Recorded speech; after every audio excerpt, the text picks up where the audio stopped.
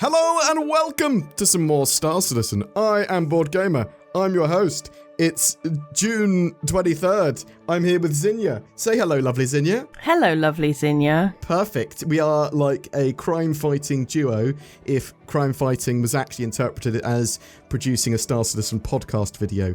We're going to be talking about Alpha 4.2.0 live. We're going to be talking about Alpha 4.2.1 in Wave 1 already. We're going to be talking about the RSI Meteor and potentially anything else that comes to mind as I go. Hello, Zin. Hi. How's it going? How's it going with you?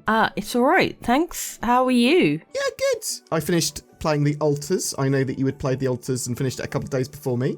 Uh-huh. I really enjoyed it. Thought it was a very cool game. It's on Game Pass. It's all about making clones of yourself, spoilers, and dealing with them across between, what did I say? That game and the other game, Frostpunk and Dave the Diver. Mm-hmm. What do you think? Good? Yeah, I enjoyed it. I'm in the middle of a second playthrough. Yeah, it's relatively short. Uh-huh. And if you know what you're doing as well, you can make that significantly shorter. Cool little exploration, mood management, resource management game. I think a lot of people will like. Check it out. It's on Games Pass for free. We're going to be talking about Alpha 4.2 live. That patch is live. Mm-hmm. It's all about Stormbreaker, the big irradiated Valakar boss fight, going to these SD facilities on Pyro 1, Pyro 4, getting icties, getting cool loot, big stompy mechs, as I said.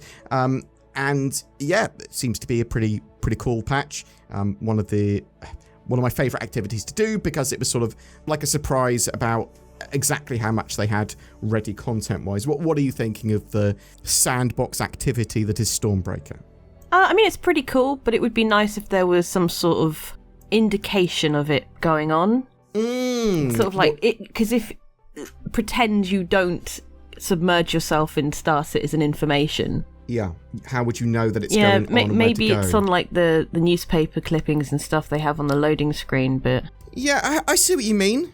I suppose what it is that there's going to be, hopefully in the future, dozens, hundreds of these sandbox activities all around the verse constantly, and you'll stumble upon them.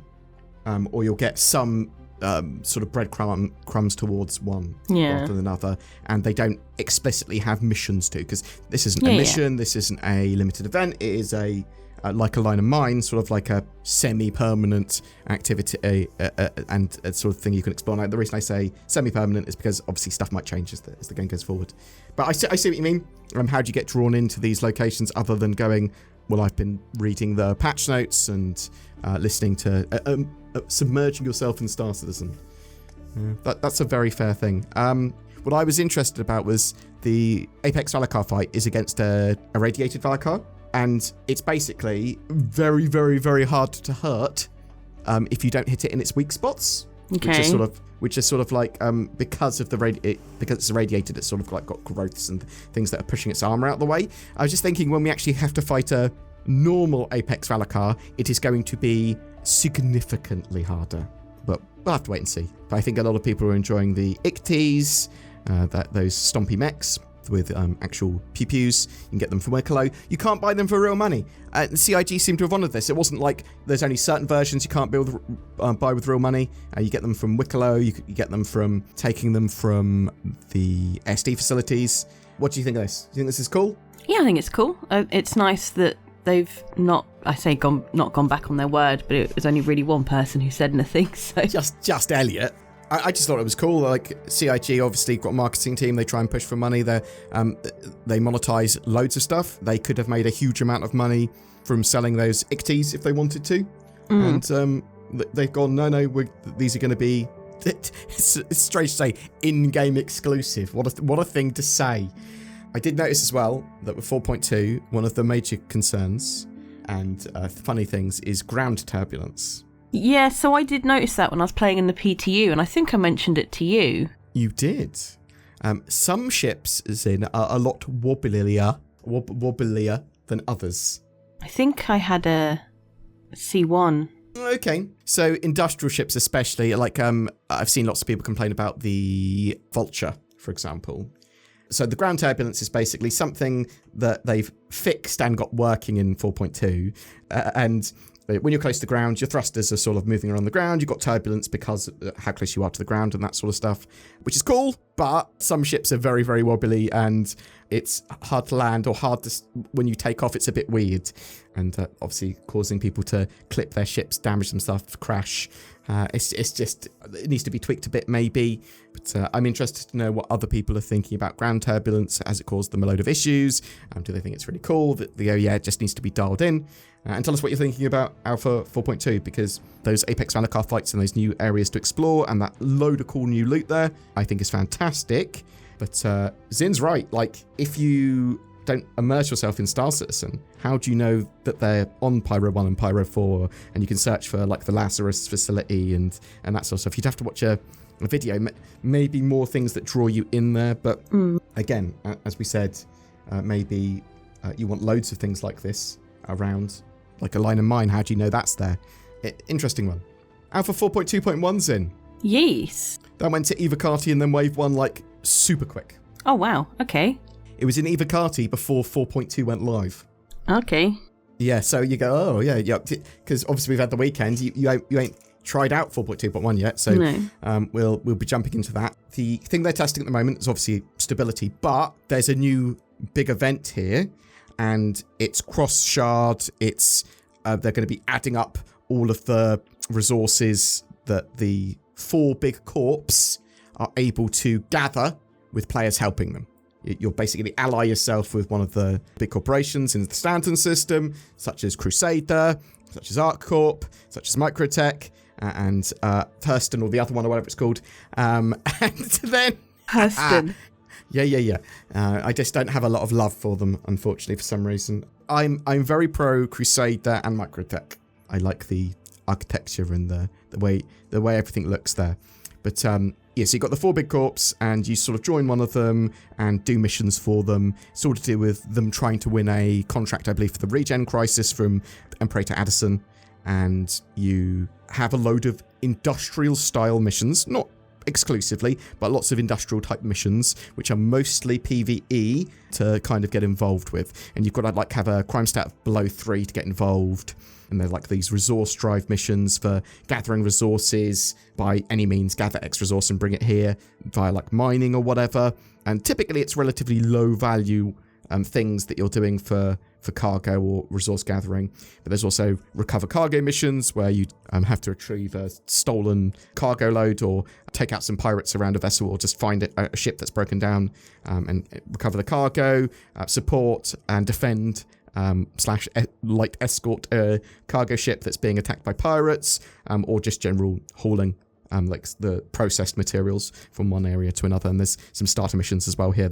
And some of these things are shareable as missions as well once you've done the starter missions. But what I really like about this is that it's a big event that everyone can get involved with that isn't particularly combat related, but there is a bit of combat if you want to do those combat-y missions. But it's people have been asking for industrial gameplay and large-scale industrial gameplay for ages, and this is that as an event. What do you think of that as an idea? Yeah, I mean, more variety, more good. Yeah, exactly that. And obviously we don't have a proper dynamic economy yet, but we do have effort versus reward sort of things going on, and they're trying to build towards a dynamic economy and trying to price this stuff. They want to get player-to-player trading in at some point and things like that. So we're moving towards StarSim, we're moving towards a dynamic economy, and this is a cool event to have. This is going to be part of 4.2.1, which is assumedly going to be released at some point in July. And what I really liked is that a load of the areas that don't get much attention will have missions associated kind of with this, where you can go and do things. So it sort of breathes life into a lot of the older areas that you might not go to because there's nothing to do there, or there wasn't anything to do there. Do you need to bring an escort when you're doing some of these sort of like retrieval missions or mining missions or whatever? Maybe is the answer to that. And can you pirate to get all these resources, or steal them, or whatever, to either do these missions or to get a profit? Yeah, certainly. But a load of those materials being gathered and hauled are lowish value, like tungsten and stuff like that, at least at the moment. So I think this is interesting. Do you like the idea of it being in the Stanton system, so it's not sort of like Wild West? It is more PvE orientated. Yeah, I was a bit frustrated when we were trying to do the... Getting footage of 4.2 and the ASD facilities. Oh, yeah, just going around the ASD facilities, and people may not want to attack, but they get scared at other people and go, I'm just going to shoot them. Yeah, because you've got NPCs wearing the same armour as players, because players are putting the armour on so they can get through some of the doors. So you don't know, and because you don't get a crime stat. There's no downside to just shooting someone. Fact, they're going to be less annoyed than they normally would, because they can typically, because there's the little satellite facilities around the SD facilities, at least at Pyro 1, where you can respawn, assuming that you've set your spawn location there, or people have brought like a medical ship with them, whatever. You respawn with all your gear that you had on you, in your hands, equipped, not in your backpack or whatever. But it's just, it incentivizes bad habits, because I don't want to shoot first, ask questions later. There is literally no downside for me to doing that. In fact, I'm kind of, because someone else might be doing that, I need to shoot first and ask questions later.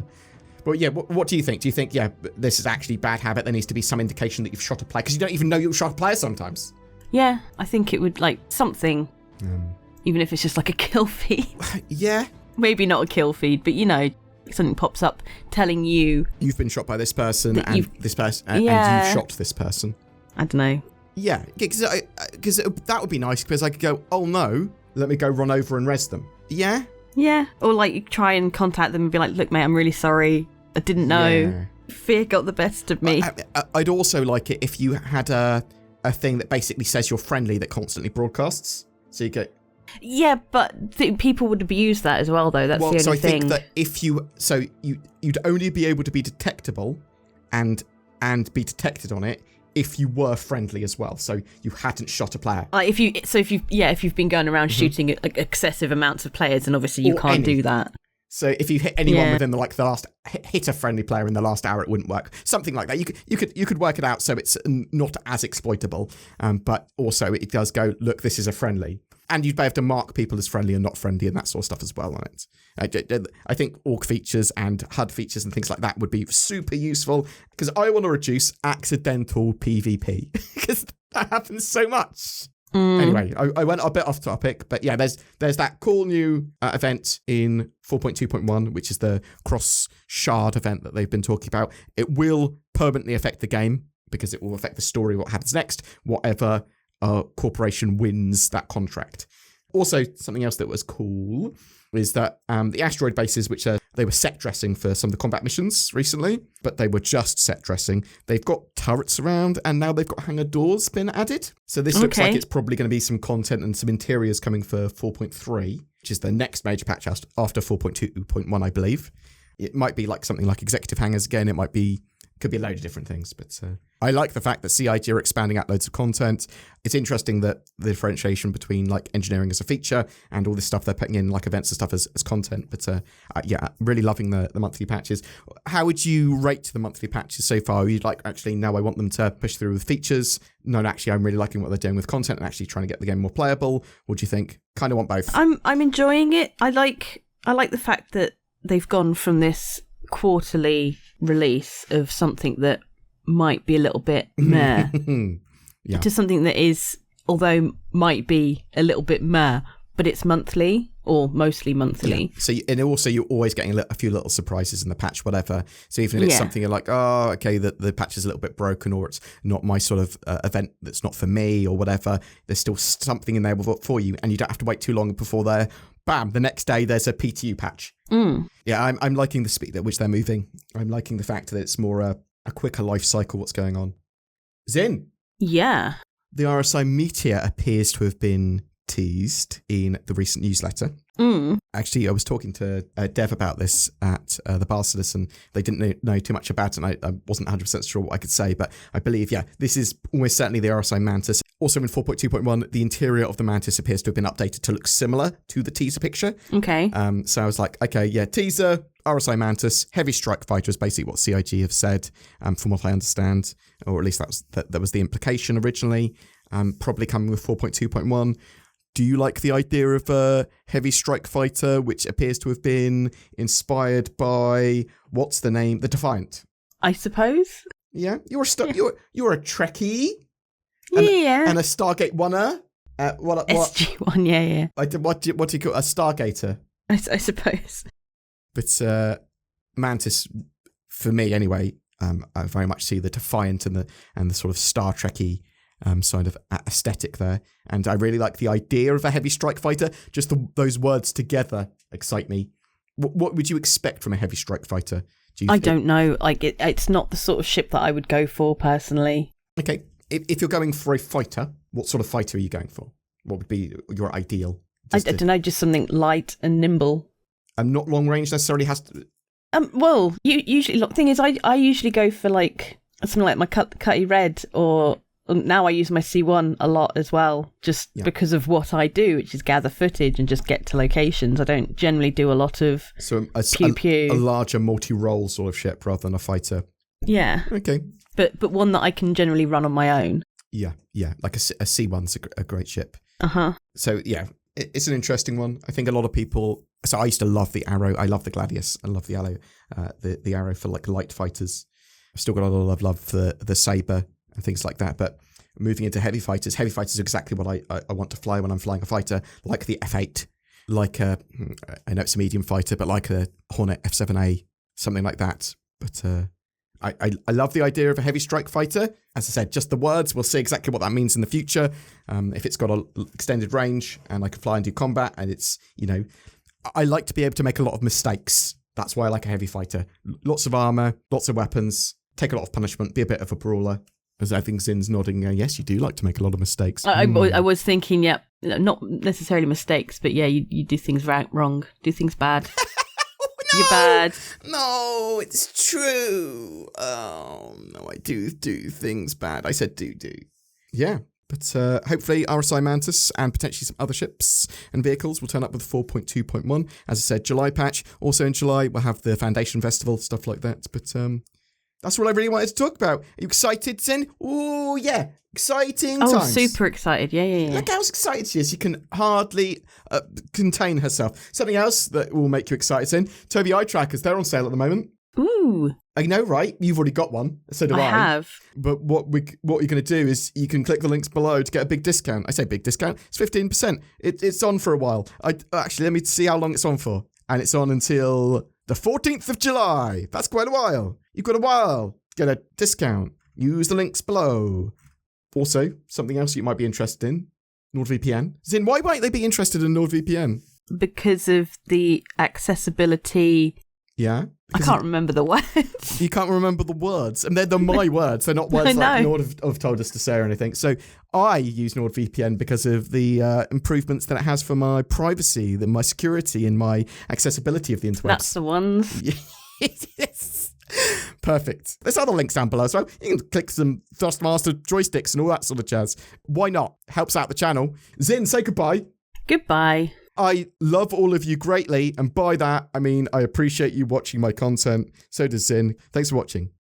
Every month, we give away a Star Citizen ship and game package. We're giving away an Anvil Asgard this month, as well as a Tumbrel Nova to go in it. This new heavy dropship's going to be great for getting your Nova tank to the ground. Just comment on any of our videos made during June to be in for a chance of winning. A random comment from June from a random video from June is chosen to be the winner for that. That ship package was given to us by CIG. Thank you very much for that. And if you would like to further support the channel, you can become a patron member, you can use the join button under my videos, you can use any of the affiliate links below my videos as well. Channel members that have used that join button and Patreon members get the same rewards. I really do appreciate people that have gone the extra mile, but you can also just like, share, subscribe, comment on these videos. It does really help. Thank you so much. I hope you have a great June. Please check out the rest of the videos on the channel as well.